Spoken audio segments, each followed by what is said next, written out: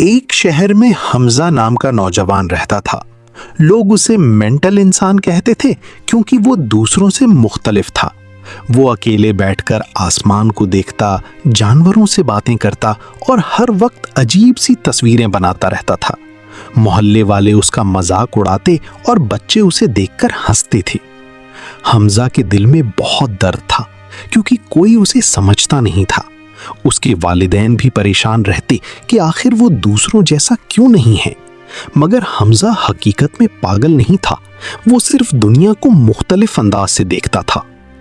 ایک دن شہر میں تصویروں کا بڑا مقابلہ ہوا۔ حمزہ نے بھی اپنی بنائی ہوئی تصویر وہاں رکھی۔ شروع میں سب ہنسے، مگر جب ججوں نے تصویر دیکھی تو حیران رہ گئے۔ اس تصویر میں انسانوں کے جذبات، تنہائی اور معاشرے کی حقیقت کو بہت خوبصورتی سے دکھایا گیا تھا۔ حمزہ مقابلہ جیت گیا۔ اب وہی لوگ جو اسے مینٹل انسان کہتے تھے اس کی تعریفیں کرنے لگے۔ حمزہ نے مسکرا کر کہا، ہر مختلف انسان پاگل نہیں ہوتا، کچھ لوگ صرف دنیا کو الگ نظر سے دیکھتے ہیں۔ اس کہانی کا سبق یہ ہے کہ ہمیں کسی کو اس کی عادتوں یا سوچ کی وجہ سے کمتر نہیں